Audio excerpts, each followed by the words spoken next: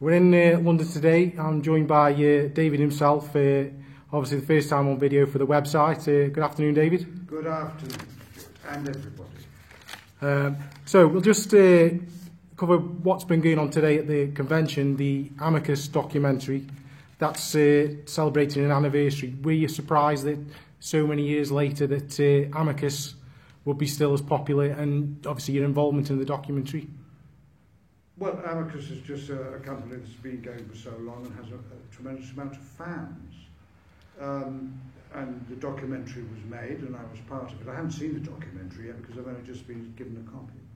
So, but I mean, to me, it's always very exciting that people really are, bearing in mind these films were made so long ago and people are still interested in them, and they mean something to people. I haven't watched many Amicus films or other horror films, but there's an audience out there for them, and I just think it's fantastic. After so long, people are so interested and come up and talk about it, and generally things that you've done many years ago, rather than something that went out on television last week. And I think that the fact that they are remembered so long ago means they do have an extraordinary quality, all of their own, and it's fantastic. You completed a short recently called Blue Borsellino. It's very much a film noir style piece where you play the role of a private investigator. Can you tell us a bit about your character in the film and what was it like working on it? Well, first of all, it's a very short film. I now prefer to work on, to say a student film may not be correct, but young filmmakers' films, experimental films, short films, sometimes it's what they call their calling cards, so that they can show the finished product of their talent to people who might employ them for something a bit more major. So Blue Borsellino, I didn't even know what Blue Borsellino meant. It's a hat. But I don't want to tell you the plot. It's an old ex-private detective. Something happens, and there are flashbacks to when he was a younger man and what goes on. It's only 16 minutes long, and many of these little films I do are about a quarter of an hour, 20 minutes. Unfortunately, they don't necessarily get seen by the public unless they go out online. But yeah, I mean, basically, I like giving back. I've been, today meeting a lot of people talking about some of the more famous films that I've done. So it's very good to give back and being in a 20-minute film or something to help somebody along the way. We certainly don't do it for the money. Nobody really sees these films. I wish they would, purely because then the director would get some kind of exposure. Not for me. I enjoy doing that. I'm giving back. Talk about more recently as well. You were back on TV just last week in Lewes on ITV. If you could tell us a little bit about that, but I understand you're going to be later in the year or possibly next year. Ripper Street has been revised and you're going to be appearing in that as well. Yes, so you're talking about Lewes? Yeah. Well, yes, it so happened I just was in Lewes, which is in 2 episodes, and there were the 2 final episodes of Lewes. I didn't know that at the time.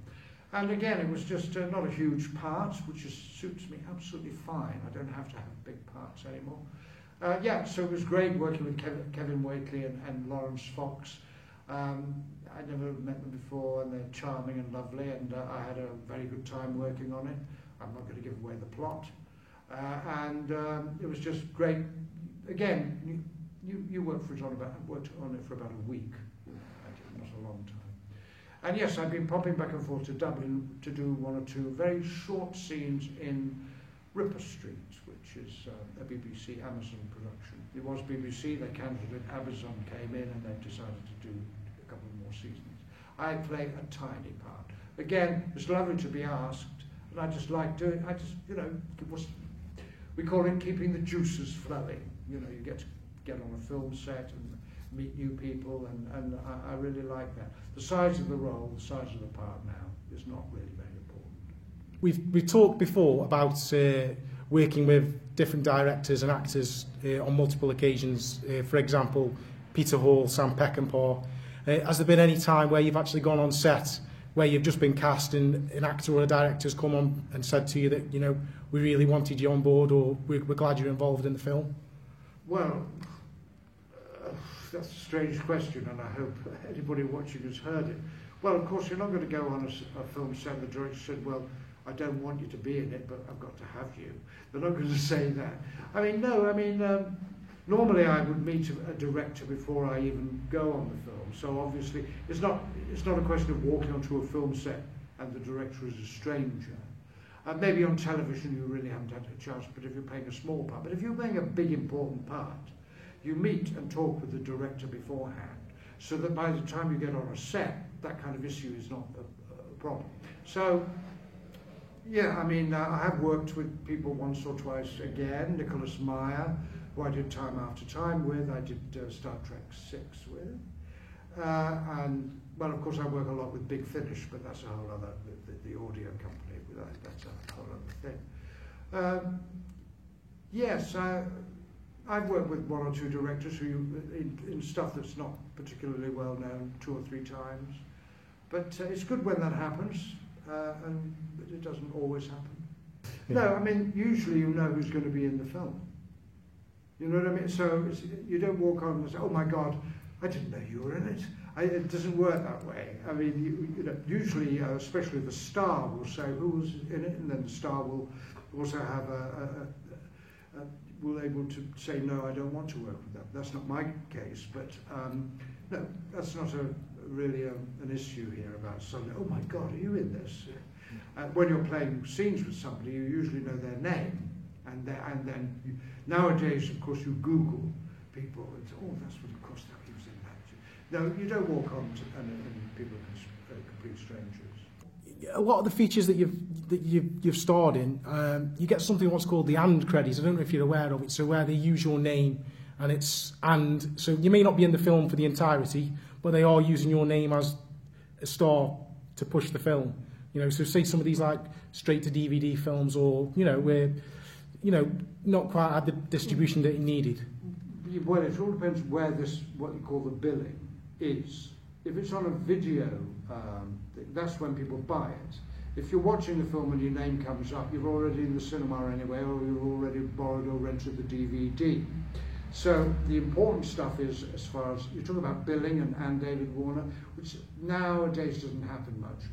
They usually, now as you get older, unless you're a big star like McKellen or Johnny Hurt or Judi Dench or someone like that, they usually kind of shrink you out or cut you. How can I put this? On a DVD video of something that I've been in playing an important part, my name isn't always there because somebody more famous will be the one who is selling the product. We're talking now about buying or going to a cinema or whatever to bring people in. So my name now would never really be figuring on that. I mean, it's a hard question to answer. And David Warner does pop up occasionally, but that's because your agent has said, but that's always on the screen. That's never really much on the video box or on the poster. Yeah, do you think that people may be watching the film, when they see it, they go, ooh, great? Oh, well, yeah. So what is the point you're making? Why do you think they use it and emphasise your name as an and? Because it's used. It's even used with like big stars as well. There's a lot of negotiation that goes on when you agree to, or there's supposed to be a lot of it when you agree to do a film. The money, and the billing are two of the most important things as far as the stars are concerned. I mean, the fights that big stars have to be the first billing. I'm sure you got, and their agents fighting and saying, no, I want so and so to be number one, and they have all that fight.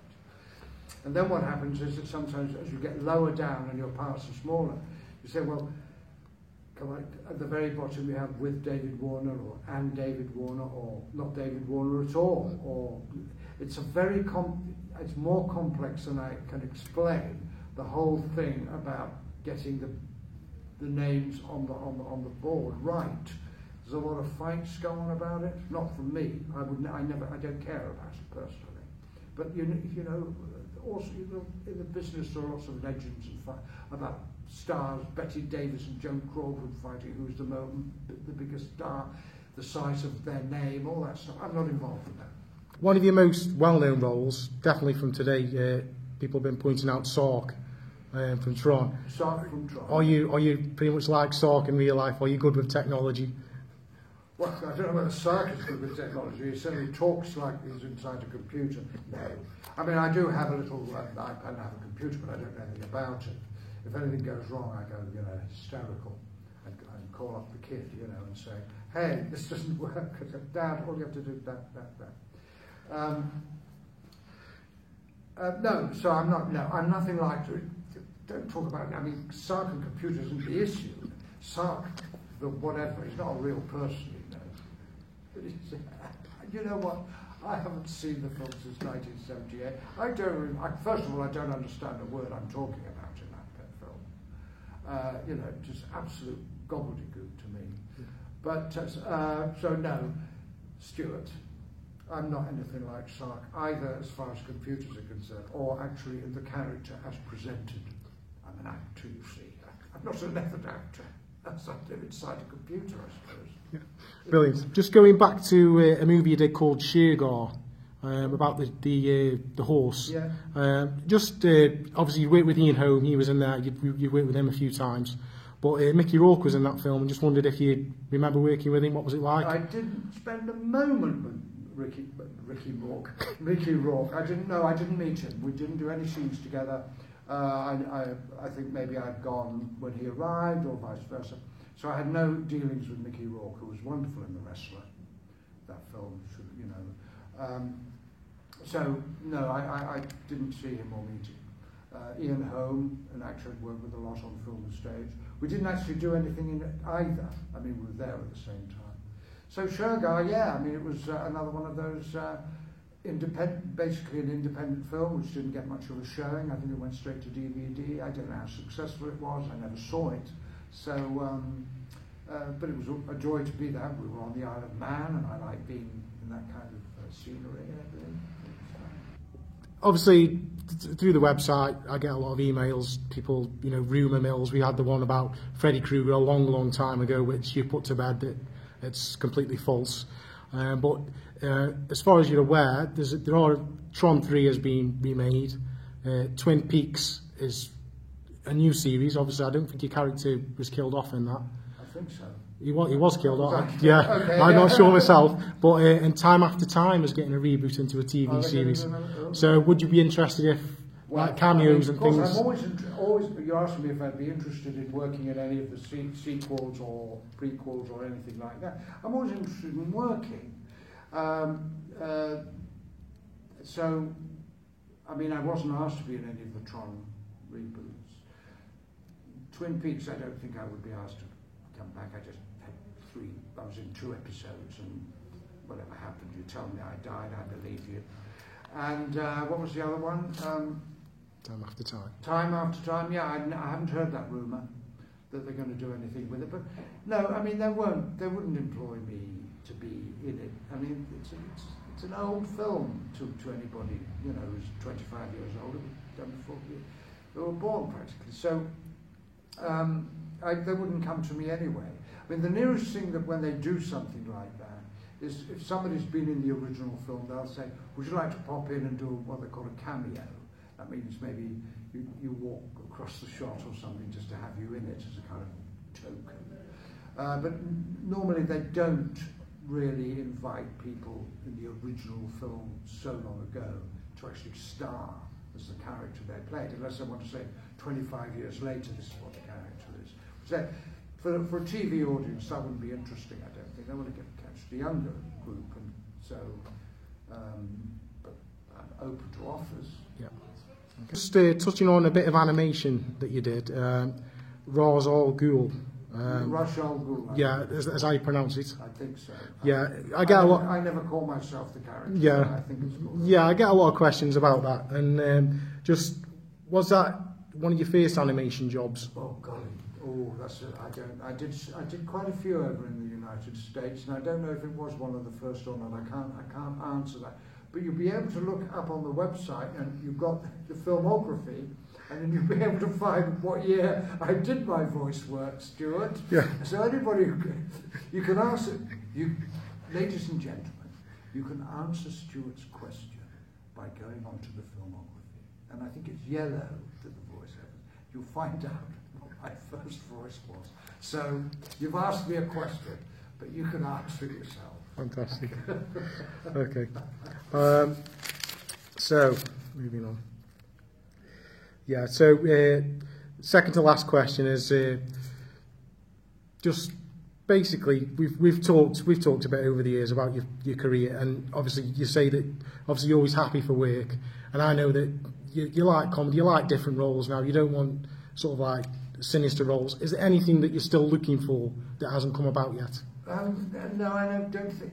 People often ask me that. Yeah, what would you like to do? And I can't really answer that. I mean, what I don't want to do at my age is too much of the, what shall we say, old people's ailments. To be as kind of as politically correct as I can. I've done that. I played Wallander's father. I played a character in a TV BBC called Conviction, where I played an ill father of a family in that way, and that was it. I don't want to do that. In Lewis, I play somebody who is ill, but I have a sense of humour, and that doesn't dominate the characterisation. So, what would I like to? I'd like to be in a comedy. I'd like to be in a mystery. I'd like to be in a thriller. I don't think I've ever really done a thriller, or a whodunit, or any of those. In a good role. I mean, all roles are good if you're an actor. But what I mean is, an important role. I've never done that kind of a mystery film, a thriller film, a crime film. I haven't done those. So I wouldn't mind, I wouldn't mind what they call playing fourth banana in a TV series. Where the younger actors do all the stuff and you're there. Sometimes the older sage, or wouldn't mind doing that. But if I don't, that's fine. Just briefly, you're busy with the audio work. What's in the pipeline with the audio that you can mention at the moment? Well, for the audio for Big Finish, basically. Yes. I can't go into specifics because I'm not sure about exactly when they're going to release various pieces of information. All I can tell you is that I've worked with Tom Baker quite a lot and doing some of his project for Play the Doctor. And also last week I was with John Hurt, my old student friend and colleague. He plays the Doctor in a Big Finish production. I'm in that production, which was a thrill for me because I haven't worked with John for quite a few years. We last did a film in Lisbon some years ago and we've done stage work together, so it's good to see him. I can't talk about stuff we haven't recorded yet because something might go wrong, but there's stuff in the pipeline and I love doing Big Finish. I think anybody who knows me knows that's my favourite job. Brilliant. Okay, well, thanks for your time again today, David. Oh, it's lovely, Stuart, and thank you for anybody who might be watching. Really, really much appreciated. And thanks very much for taking the time. And thank you, Stuart, for doing this website.